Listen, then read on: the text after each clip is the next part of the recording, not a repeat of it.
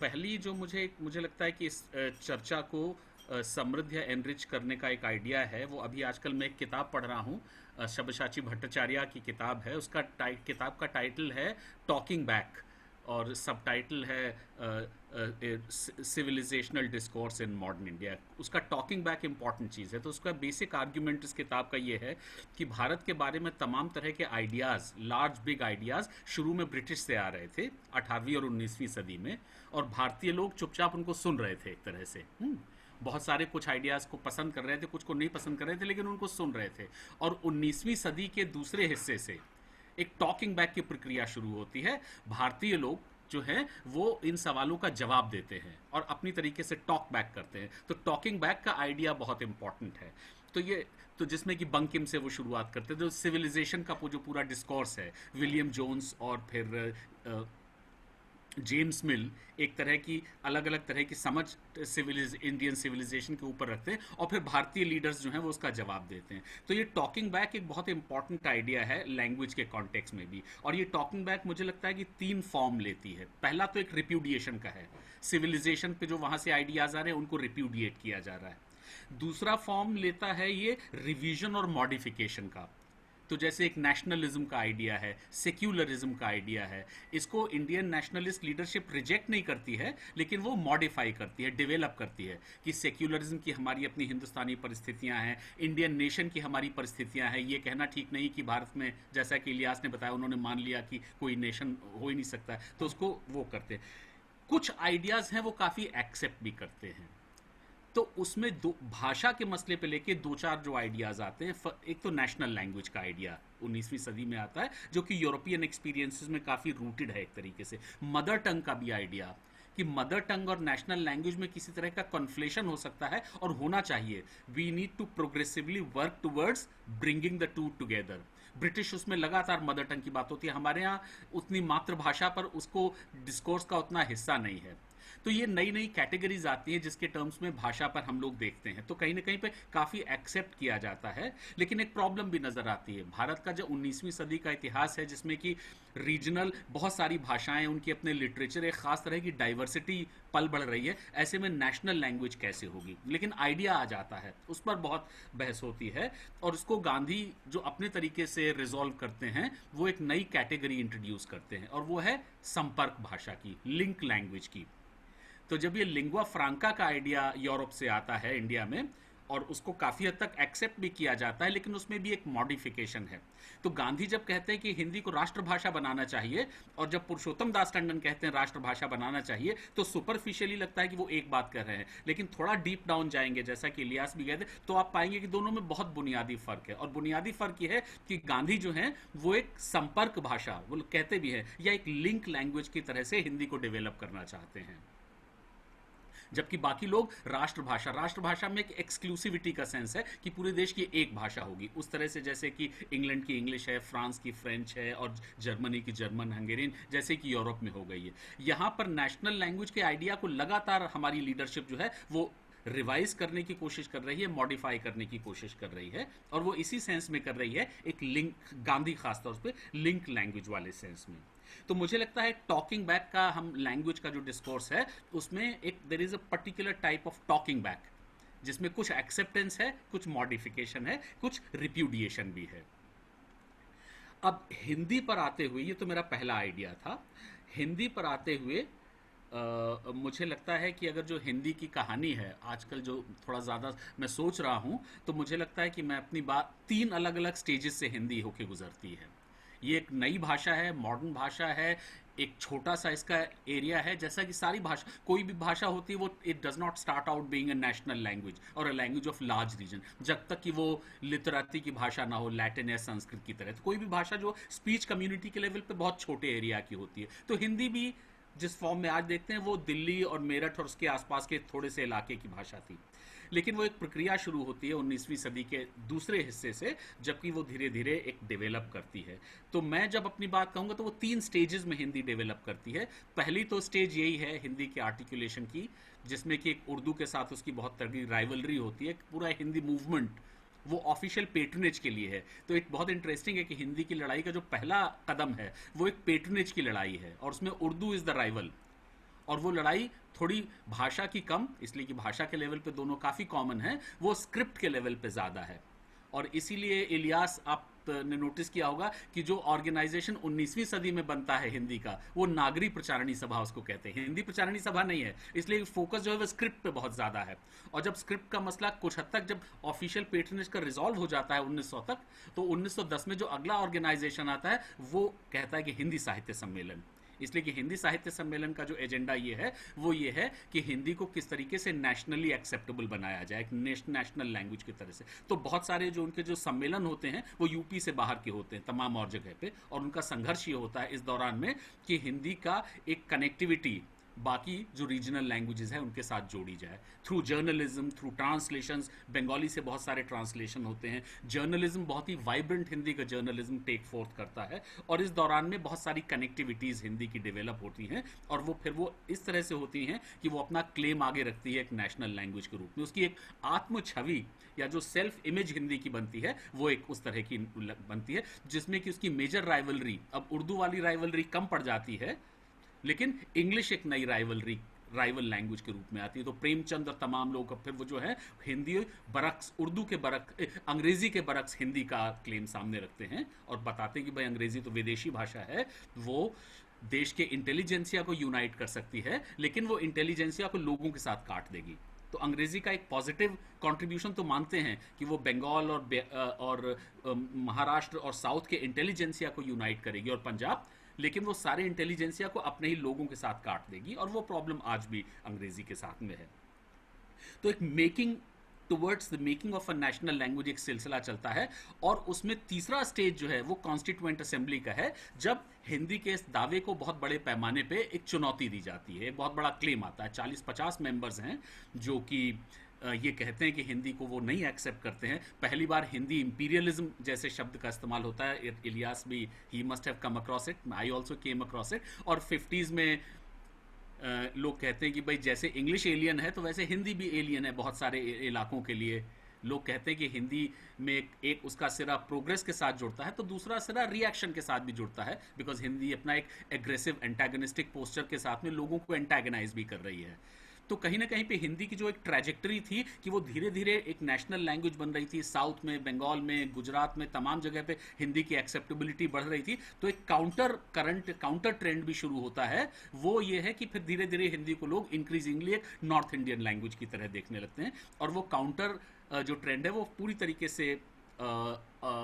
तरीके से कल्मिनेट होता है, क्रिस्टलाइज होता है डीएमके मूवमेंट में जो 1965 में, जो कि पूरी तरीके से बहुत क्लियर कर देता है कि जिस तरह की कॉन्सेंसस का दावा हिंदी की तरफ से आ रहा था वो उस तरह की कॉन्सेंसस अभी उसको मिली नहीं है। और नेहरू की भी कोशिश थी कि वो कॉन्सेंसस की कोशिश लगातार करती रहनी, वो एक प्रोजेक्ट है, वो एक रियलिटी नहीं है।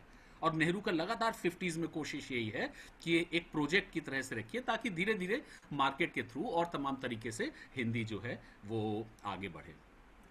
तीसरी बात जो मैं कहना चाहता हूं वो ये है कि हिंदी को जो जहां पर मैं जिसको एक हिंदी का एक सक्सेसफुल ट्रैजेक्टरी मानता हूं वो एक ट्रांजिशंस में है, इसलिए कि 19वीं सदी का एक ऐसा समय है जो कि पूरी ट्रांजिशन की सदी है और तमाम चीज़ों को, इंस्टीट्यूशंस को, लोगों को, प्रोसेसेस को, वो एक खास तरह के ट्रांजिशन से गुजर रहे हैं। और बहुत सारी भाषाएं जो हमारी हैं, जो रिच, समृद्ध, डेवलप्ड लैंग्वेजेस हैं, वो भी एक खास तरह के ट्रांजिशन से गुजर रही हैं। 4 तरह के जिसमें कि मेरा मानना है हिंदी और उर्दू को मैं एक दूसरे के बरक्स रखता हूं, तो मैं हिंदी में देखता हूं कि हिंदी काफ़ी सक्सेसफुल की जर्नी रहती है कंपेयर टू उर्दू। ये 4 ट्रांजिशन जो हैं वो लिटरेचर, इलियास का ज़्यादा काम नहीं इसलिए उसने लिटरेचर पे काम नहीं किया है, पॉलिटिक्स पे ज़्यादा काम किया है। ये ट्रांजिशन लिटरेरी लेवल पर भी है, पोइट्री टू प्रोज पहला, दूसरा एक बहुत ही ऑर्नेट जो कि मिडिवल लिटरेरी ट्रेडिशंस में होता है, एक बहुत ही ऑर्नेट लैंग्वेज से एक सिंपल डायरेक्ट जो प्रोज की लैंग्वेज हम जिसको कहते हैं। तीसरा ट्रांजिशन है जो हिंदी और उर्दू के साथ में, हिंदी के केस में है संस्कृताइजेशन से थोड़ा सा डिसंस्कृताइज किया जाए, उर्दू के केस में है कि बहुत ही एक्सेसिव पर्शियनाइजेशन जो 18वीं सदी में होता है वहां से उसको डी-पर्शियनाइज किया जाए कहीं ना कहीं पे। और तीसरा पोइट्री से प्रोज, इसलिए कि ये माना जाता है कि लोगों के साथ पहुंचना है, पॉलिटिक्स के साथ लिंकेजेस करने हैं, तो फिर वो प्रोज जर्नलिज्म उसके साथ किए जाएंगे। ये जो बहुत सारे ट्रांजिशन हैं ये उर्दू के लिए थोड़े से मुश्किल पड़ते हैं, इनफैक्ट काफ़ी मुश्किल पड़ते हैं। और उसकी मुश्किल की वजह ये है, एक तो ये है कि उर्दू एक लिटरेरी लैंग्वेज है, और चूंकि पर्शियन से आई है तो 18वीं सदी में 19वीं सदी में एक बहुत ही एग्जॉल्टेड, वो पर्शियन का जो एग्जॉल्टेशन है वो भी उर्दू तक पहुंच जाता है, तो बहुत ही एग्जॉल्टेड लैंग्वेज है। तो उसके लिए वर्नाक्यूलराइजेशन जो है वो थोड़ा वो तो उतना आसान भी नहीं होता, इसलिए कि उसमें लगता है कि उसमें कॉम्प्रोमाइजेज है, उसमें डाइल्यूशन है। उसकी स्ट्रेंथ यही मानी गई है उर्दू लिटरेचर की, कि उसकी स्ट्रेंथ जो है वो पर्शियनाइजेशन से आती है। और दूसरी प्रॉब्लम आती है ऑफिशियल पेट्रनेज की, इसलिए कि जो 1837 के बाद से एक प्रोसेस होता है ऑफिशियल पेट्रनेज, जो उर्दू का बहुत नुकसान भी करता है। मेरी जो कहानी है मेरे दिमाग में, मुझे लगता है कि ऑफिशियल पेट्रनेज एक समय तक तो भाषा की मदद करता है, लेकिन एक समय के बाद में वो उसके पैर काट देता है, उसके लिए एक तरीके से ऑब्स्टिकल बन जाता है। उर्दू के लिए ये 19वीं सदी में हुआ, और हिंदी के लिए ये 1947 के बाद में हुआ। 1947 जब तक ये एक ऑफिशियल पेट्रेज नहीं है हिंदी के पास, तो बहुत ही वाइब्रेंट और रिच उसकी जर्नी है। और जब वो ऑफिशियल पेट्रनेज मिलता है तब फिर वो उसका ऑपोजिशन काफ़ी ज़्यादा होने लगता है। तो ये एक इंटरेस्टिंग पॉइंट है कि official patronage is like A double aged sword. वो एक तरफ तो आपकी मदद करता है, लेकिन बहुत सारी जो आपकी और ट्रेजेक्टरीज और जर्नीज में हैं वो उसको कम भी करता है। तो हिंदी की कहानी में और उर्दू की कहानी से भी ये एक मुझे आर्ग्यूमेंट इम्पॉर्टेंट मिलता है। तो ये इंटरेस्टिंग ट्रांजिशंस के लेवल पर भी ये इंडोजिनस कहानी है। किसी भी भाषाई और साहित्यिक परंपरा के अंदर 19वीं सदी में जो बहुत सारे ट्रांजिशन किस तरह से हो रहे हैं और कितने सक्सेसफुली हो रहे हैं। बंगाली में ट्रांजिशन एक होता है, कहा जाता था कि एक साधु भाषा से चलित भाषा में, तो वो बंगाली जो कि संस्कृत के ज़्यादा नज़दीक थी, उससे एक ट्रांजिशन करना था कॉमन पॉपुलर लैंग्वेज में, और वो बहुत ही सक्सेसफुली होता है। टैगोर की उसमें काफ़ी भूमिका है, वो उसको साधु भाषा से उसको चलित भाषा बनाते हैं। और भी भाषाओं में होता है। हिंदी वो ट्रांजिशन ज़्यादा आसानी से कर पाई, इसलिए कि Hindi basically modern Hindi transition नहीं कर रही थी, it was making a beginning. It's easy to make a beginning than to make a transition. अगर आप लिटरेचर के लेवल पे खड़ी बोली हिंदी को देखेंगे तो इलियास को भी पता होगा कि 19वीं सदी के पहले उसमें कोई बहुत ज़्यादा कुछ है ही नहीं। तो many people like Bharatendu Harishchandra और बहुत सारे लोग, they were not making a transition, they were making a beginning. एक खास तरह की बिगिनिंग हो रही थी। It was easy to make a beginning. Urdu के लिए मुश्किल है इसलिए कि वो 18वीं सदी की अपनी हाइट्स को देखती है, वो मीर तकी मीर की हाइट्स को देखती है, और फिर सौदा की और फिर गालिब की हाइट को, तो वहाँ से ट्रांजिशन लगता है कि बहुत मुश्किल हो जाएगा। हाल ही काफ़ी एक कोशिश करते हैं उर्दू की भाषा को बदलने की, लेकिन वो धीरे धीरे वो एक अजीब सी इलास्टिसिटी आ जाती है, वो फिर उर्दू जो है वो पर्शियनाइजेशन से बहुत ज़्यादा दूर नहीं हो पाती है। हाल ही की भाषा बहुत ही बिल्कुल हिंदुस्तानी टाइप की है, लेकिन उसके 20-30 साल बाद हमारे Maulana Azad, one of our tallest national leader, वो उनकी गुबारे खातिर में पढ़ता हूँ तो वो इतनी मुश्किल है, इसलिए कि मौलाना आज़ाद को लगता है कि जो एग्जॉल्टेड ग्रेट सुपीरियर बड़े बड़े आइडियाज़ हैं, उनको एक सुपीरियर और बड़ी और एग्जॉल्टेड भाषा भी चाहिए है। तो वर्चुअली वो एक पर्शियनाइज्ड स्टाइल में लिखते हैं, इसलिए कि वो स्कॉलिस्टिक ट्रेडिशन के आते हैं। जो स्कॉलिस्टिसिज्म का जो मिडिवल स्कॉलिस्टिसिज्म है, जो किसी भी लिटरेचर की बहुत बड़ी स्ट्रेंथ भी होता है, लेकिन वो मॉडर्न कंडीशंस में उसके आगे बढ़ने में एक हैंडीकैप भी बन जाता है। Hindi was able to escape that handicap because it was not making a transition. It was actually making a beginning. Urdu was making a transition. तो बहुत सारे ट्रांसलेशंस में, रीचिंग आउट में, जर्नलिज्म में, प्रोज में, Hindi was able to make great strides in the 20th century. चौथी, और ये मेरी तीसरी या चौथी बात रही होगी, चौथी बात मैं संस्कृताइजेशन को लेके कहना चाहता हूँ, और इस पर मैं थोड़ा सा रीथिंक कर रहा हूँ। पहले तो हम लोगों की, मेरी भी सोच बिल्कुल वही थी जिस तरह की इलियास ने रखी थी, लेकिन इधर कुछ समय से मैं जो और लोगों से मिलने के बाद में थोड़ा सा मैं उसको अपना रिवाइज कर रहा हूँ आइडियाज़ को। और रिवाइज मैं इस मायने में कर रहा हूँ, मतलब अपना जो रिवीजन जो है हिंदी के संस्कृताइजेशन को लेके, उसमें 2-4 मेरे बिल्डिंग ब्लॉक्स हैं। पहला तो एक यही है कि एक कॉमन लैंग्वेज थी जिसको कि हम हिंदवी कहते हैं, जो 13वीं से 18वीं सदी तक देश के बहुत बड़े हिस्सों में, नॉर्थ में, वेस्ट में, सेंटर में, दक्कन में, साउथ में, गुजरी के नाम से गुजरात में एक बहुत ही रिच वाइब्रेंट ट्रेडिशन है। और 18वीं सदी में आके उसमें एक फ्रैक्चर या उसका एक bifurcation is a better word, वो एक रिजर्वॉयर, एक जो लिंग्विस्टिक और लिटरेरी रिजर्वॉयर है, वो ड्राई आउट होना शुरू होता है, और वो 2 अलग अलग चैनल्स में 19वीं और 18वीं सदी में चला जाता है, एक लिटरेरी उर्दू और फिर 19वीं सदी में लिटरेरी हिंदी। तो उसमें 18वीं सदी में एक प्रोसेस शुरू होता है, वो मतरूकात के नाम से जाया जाता है। उस पर राम बाबू सक्सेना ने जो उर्दू का लिटरेचर पर पहली जो अंग्रेजी में किताब लिखी उन्होंने लिखा है, सुनीति कुमार चैटर्जी ने लिखा है जिसका इलियास ने जिक्र किया, अमृत राय ने बहुत बाद में उसमें ज़्यादा डिटेल से लिखा कि 18th सेंचुरी में अलग अलग रीजंस की वजह से ये जो कॉमन लैंग्वेज थी, जिसमें से कि बहुत सारे जो इंडिक ओरिजिन्स के वर्ड थे वो उनको एक्सक्लूड कर दिया गया और उनकी जगह पे पर्शियनाइज्ड एक्सप्रेशंस आने लगे लिटरेचर में। तो नयन की जगह नयन, वस्तु, देही, प्राण, प्रीतम, प्यारे, जो बहुत ही कॉमन, बहुत ही एलिगेंट, खूबसूरत शब्द थे जो कि वली दक्नी की के शुरुआती लिटरेचर में है, वो धीरे धीरे बदल के, तो वो मतरूकात करके एक लिटरेरी मूवमेंट है पर्जिंग का, एक्सक्लूजन का, वो होता है। और वो एक पूरी तरीके से मॉडल बन जाता है कि आप लैंग्वेज को प्योरिटी देनी है तो best way of imparting purity to a language is through this kind of an exclusionary practice. और फिर वो हिंदी वाले भी प्रैक्टिस करने लगते हैं। 19वीं सदी में मेरा मानना है कि ये अभी भी ओपन एंडेड क्वेश्चन, अब यहां पर मेरा रिवीजन है, मैं अपनी पुरानी थिंकिंग को रिवाइज कर रहा हूं। Second half of 19th century में जो हिंदी लिखी जा रही है और बोली जा रही है उसमें काफ़ी तरह की एक डाइवर्सिटी है, उस तरह का संस्कृताइजेशन नहीं है। बहुत क्लियरली 3 तरह से हिंदी लिखी जा रही है। एक राजा लक्ष्मण प्रसाद हैं जो कि लिख रहे हैं, जो कि बहुत ही संस्कृताइज्ड हिंदी लिख रहे हैं, जो कि बाद में छायावाद की भाषा बन जाती है। राजा शिव प्रसाद सितारे हिंद हैं कि जो कि हिंदी लिख रहे हैं लेकिन उसमें उर्दू के और फारसी के खूब सारे शब्द हैं, स्क्रिप्ट उनकी नागरी है लेकिन वो भाषा जो है वो बिल्कुल जो जिसको कि अंग्रेज लोग हिंदुस्तानी कहते थे वो बहुत ही एक पर्शियनाइज्ड किस्म की है, एग्जॉल्टेड पर्शियनाइज्ड नहीं है लेकिन वो पर्शियन के वो वर्ड्स जो कि कॉमन हमारे उसमें आ चुके हैं, जिसको कि खूब राजा शिव प्रसाद सितारे हिंद इस्तेमाल करते हैं। टेक्स्ट बुक्स बहुत वो बेहतर तमाम लिखते हैं। और तीसरी है मिक्स्ड किस्म की जो कि भारतेंदु की भाषा है। तो जो संस्कृताइजेशन का मसला है वो सेटल्ड नहीं है लेट 19th सेंचुरी तक, उसमें एक खास तरह की रेंज है, एक्लेक्टिसिज्म है और 3 में अलग अलग ट्रेंड्स देखता हूं, मतलब एक ओपन एंडेडनेस है।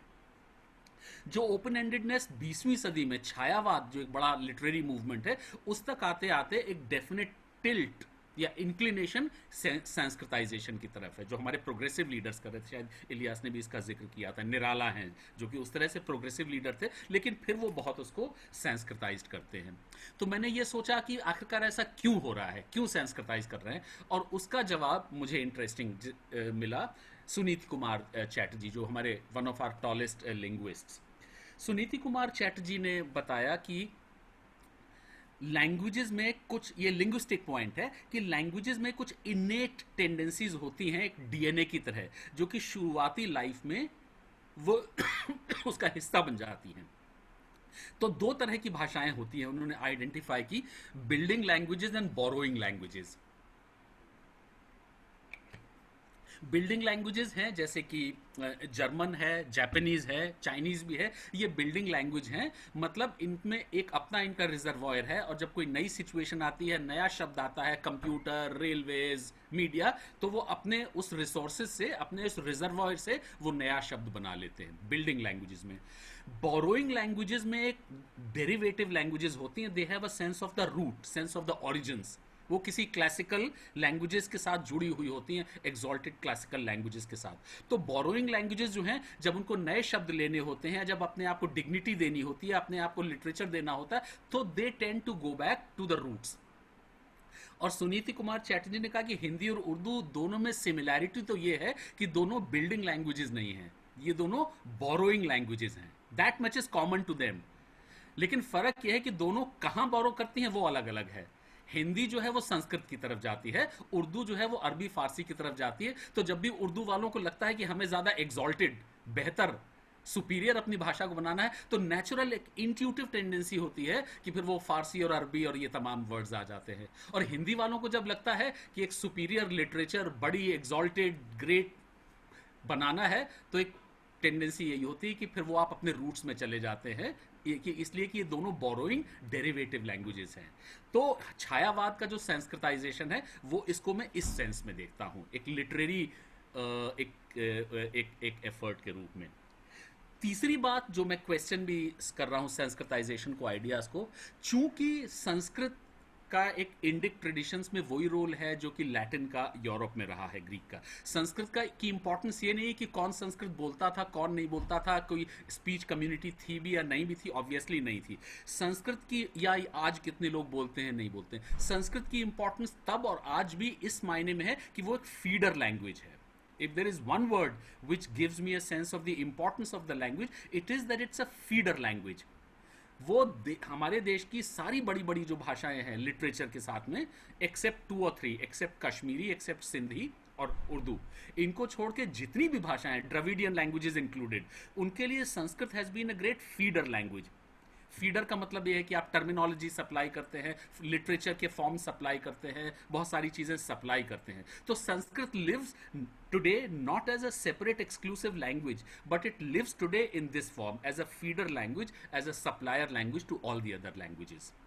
अगर इस फॉर्म में हम देखते हैं तो एक्चुअली हिंदी आज भी बहुत ज़्यादा संस्कृताइज नहीं है। अगर आप हिंदी को कंपेयर करेंगे तमिल के साथ में, तेलुगु के साथ में, बंगाली के साथ में, गुजराती के साथ में, वो कहीं ज़्यादा, और मलयालम भी, वो कहीं ज़्यादा और संस्कृताइज्ड हैं, इसलिए कि उन्होंने अपनी much of their terminology, words, literary forms वो संस्कृत से लिए हैं। उन भी भाषाओं ने लिए हैं जिन्होंने कि एक्चुअली रेबल किया संस्कृत के अगेंस्ट में, रेबेलियन भी किया जैसे तमिल में, लेकिन वहाँ पर भी आप एक तमिल की फॉर्म देखेंगे बहुत ज़्यादा संस्कृताइज है आज भी, तो हाँ फिर भी उसको पता नहीं होगा। तो ये इंटरेस्टिंग चीज़, तो मुझे लगता है कि जो संस्कृताइजेशन का एलिमेंट है, कभी कभी एक फैक्ट के रूप में, कभी कभी एक एलिगेशन के रूप में, इसको थोड़ा सा हमें और क्रिटिकली भी देखना होगा, और मैं इस फॉर्म में देखना होगा, उसको सोशियोलॉजाइज भी करना होगा, सोशियोलॉजिकली उसके रूट्स हैं, उसके रीजंस हैं, और देयर आर लिमिट्स, ऐसा नहीं है। और भाषाएं बहुत ज़्यादा हिंदी उस तरह से संस्कृताइज नहीं हुई। बहुत जल्दी पांचवी बात में जो अपनी ये कहना चाहता हूँ गांधी को लेके, मुझे लगता है इलियास, ये मैं डायरेक्टली तुम ही से कह रहा हूँ कि गांधी की एक जो पॉलिटिक्स है, गांधी की, मुझे जो लगता है गांधी की कोशिश जो है 20वीं सदी में, वो एक रिट्रीवल की है। गांधी को हिस्ट्री की एक अपनी समझ काफ़ी अच्छी थी, और गांधी की जो पॉलिटिक्स है, ओवरऑल पॉलिटिक्स, भाषा को ही लेके नहीं, तमाम चीज़ों को लेके, वो गांधी इतिहास में जाके बहुत सारे वो मॉडल्स ट्राई कर रहे हैं जो कि चले नहीं या फेल हो गए, जो कि ट्राई नहीं किए गए, जिनको कि ज़्यादा मौका नहीं मिला, और गांधी को लगता है कि वो इंपॉर्टेंट मॉडल्स हैं जिनको कि हमें अभी लाना चाहिए। उसका मैं एक एग्जाम्पल दूँ, वो गांधी जब भी ट्रस्टीशिप की या कैपिटलिज्म को डेवलप करने की बात करते हैं, तो वो अक्सर एक यूरोपियन मॉडल है जो इंक्लूसिव सोशली रिस्पॉन्सिबल कैपिटलिज्म का है, जो कॉल्विन के साथ जुड़ा हुआ है, कि पूंजीपतियों को, इंडस्ट्रियलिस्ट्स को बेसिकली डेवलप करना चाहिए, कैपिटलिज्म को ख़त्म नहीं करना है, लेकिन एक इंक्लूसिव सोशली रिस्पॉन्सिबल फॉर्म में। गांधी को लगता है कि वो एक खास मॉडल था which was given up in Europe, और हमें उसको रिट्रीव करना है, उसको डेवलप करना है। तो गांधी की पॉलिटिक्स का एक बड़ा इंटरेस्टिंग फीचर है रिट्रीवल ऑफ दीज फॉर्म्स, जो कि कहीं इतिहास के किसी कोने में पड़े हुए हैं, उनको निकालना है और आज उनको परिमार्जित करके, डेवलप करके, और फिर उनको एक वायबल मॉडल बनाना है। मुझे लगता है भाषा पे भी गांधी कुछ इसी तरह के एक्सपेरिमेंट्स करने की कोशिश कर रहे हैं। गांधी को ये पता है कि एक 13वीं-14वीं सदी से एक लिटरेरी फॉर्म थी, एक भाषा थी जो कि बहुत वाइब्रेंट थी, बहुत ही रिच थी, देश के तमाम हिस्सों में बोली जाती थी, उसमें लोकल एक्सप्रेशंस भी थे और बाकी और भी भाषाओं से वो लेती थी, उसमें एक्लेक्टिक थी, उसमें वो इंक्लूसिव थी, वो एसिमिलेटिव थी, वो वाइब्रेंट थी, वो रिच थी, उसमें स्पीच कम्युनिटी भी है, उसमें लिटरेचर भी है, उसमें बहुत कुछ है। और मुझे लगता है कि गांधी कहीं ना कहीं पे अपने एक्सपेरिमेंट में उसको रिट्रीव करने की कोशिश कर रहे हैं। रिट्रीव उसी फॉर्म में नहीं जिसमें कि वो थी हिंदवी, जो अमीर खुसरो से लगातार चल के आ रही है 18वीं सदी तक, लेकिन किसी न कोई परमार्जित फॉर्म में, मॉडिफाइड फॉर्म में वो उसको रिट्रीव कर रहे हैं। तो गांधी की जो एडवोकेसी हिंदुस्तानी की है, वो शायद जो ब्रिटिश एडवोकेसी हिंदुस्तानी की है, जो हिंदुस्तानी एकेडमी के थ्रू कर रहे हैं, उससे थोड़ी सी अलग है। जो 19वीं सेंचुरी में ब्रिटिश इमेजिनेशन हिंदुस्तानी का है, वो वर्चुअली एक उर्दू टाइप का है। वो मान के चलते हैं कि वो हिंदुस्तानी और उर्दू शब्दों को एक म्यूचुअली इंटरचेंजेबल वर्ड्स की तरह इस्तेमाल करते हैं, और वो प्रॉब्लम हो जाती है हिंदुस्तानी के साथ में। फिर लोग हिंदुस्तानी को बहुत ही एक शक, जिसका जिक्र किया था, और एक सस्पिशन के निगाह से देखने लगते हैं, इसलिए कि उनको लगता है कि हिंदुस्तानी के माध्यम से तो दोबारा से उर्दू को लाया जाएगा। और जो उर्दू लॉबी है वो हिंदुस्तानी को पसंद नहीं करती, कि इसलिए उनको लगता है कि वो गांधी तो हिंदी यानी हिंदुस्तानी कहते हैं, तो हिंदुस्तानी के नाम से हिंदी को ले आएंगे। तो हिंदुस्तानी पर सारे ही लोग शक कर रहे हैं। हिंदुस्तानी बेसिकली मुझे लगता है जो गांधी की कोशिश है वो एक रिट्रीवल की कोशिश है, एक ओल्डर फॉर्म उसको बेहतर फॉर्म में लाने की। तो एक एक्सपेरिमेंट का मॉडल है, वो नेहरू के बेसिक हिंदुस्तानी से थोड़ा सा फर्क है। वो नेहरू का थोड़ा सा उसमें ट्रेडिशनल का एलिमेंट है, वो ट्रेडिशन से लाने की कोशिश कर रहे हैं। तो हिंदी को लेके अलग अलग तरह की इमेजिनेशंस हैं, अलग अलग तरह के एक्सपेरिमेंट्स हैं, अलग अलग तरह के मीनिंग्स हैं। कुछ मीनिंग्स को लेके बहुत कन्फ्यूजन भी है, लेकिन एक बात जो क्लियर है वो, जो मैं बिल्कुल जिसके साथ मैं अपनी बात ख़त्म करूँगा, वो यही कि हिंदी के जो दो सेक्टर हैं आज, एक तो ऑफिशियल सेक्टर है ही, कॉन्स्टिट्यूएंट असेंबली के थ्रू और सरकारों की कोशिशों के थ्रू और सारी कोशिशों के थ्रू जब हिंदी जाती है तो फिर वो लगता है कि वो तो सिर्फ एक नॉर्थ इंडियन लैंग्वेज है, और बहुत सारे सस्पिशंस उसके अगेंस्ट में पैदा होते हैं। तो on the wings of power जब हिंदी आती है तो एक खास तरह का एंटेगनिज्म पैदा होता है। लेकिन एक दूसरा सेक्टर है, दूसरा रास्ता है, जब वो बॉलीवुड सिनेमा के माध्यम से जाती है, जब वो कल्चर के माध्यम से जाती है, जब वो मार्केट के माध्यम से जाती है, जब वो बाजार हिंदुस्तानी के माध्यम से जाती है, ट्रेडर्स के माध्यम से जाती है, तब हम पाते हैं कि उसकी कहीं ज़्यादा एक्सेप्टेबिलिटी होती है। तो उस तरह का जैसा कि रिजर्वेशन, जिस तरह का एंटेगनिज्म, जिस तरह के क्वेश्चंस रहते हैं, वो नहीं रहते हैं। जहाँ जहाँ एंटी हिंदी एजिटेशन चलता है वहाँ हिंदी गाने, हिंदी सिनेमा के गाने और बॉलीवुड को लेके कभी भी कोई मूवमेंट नहीं चला, और किसी तरह का भी छोटा मोटा चला होगा तो चला होगा, लेकिन बहुत ज़्यादा big picture is that through culture, through entertainment, through media, Hindi has been able to live up to its project, जो नेहरू ने प्रोजेक्ट बनाया था कि एक प्रोजेक्ट है कि आपको एक national all pan Indian language बनना है संपर्क भाषा के रूप में। लेकिन जब वो on the wings of power आती है तब फिर अलग अलग तरह तरह की नेगेटिविटी, तरह तरह का ऑपोजिशन, तरह तरह के रिजर्वेशंस हैं। तो मुझे लगता है ये ऑफिशियल रिकग्निशन, ऑफिशियल पेट्रनेज एक डबल एजेड स्वॉर्ड की तरह है, मैं हिस्ट्री में देखता हूँ। वो मदद भी करता है एक भाषा की, लेकिन वो फिर एक भाषा के अगेंस्ट में काफ़ी एंटेगनिज्म भी पैदा करता है। ये एक प्रिंसिपल है, एक ट्रूइज्म है सोशल साइंस का, जो कि मुझे लगता है कि हिंदी और कुछ हद तक उर्दू दोनों की ही ट्रैजेक्टरीज पर काफ़ी लागू होता है। मेरे ख्याल से मैंने अपना टाइम ले लिया है। Thank you very much.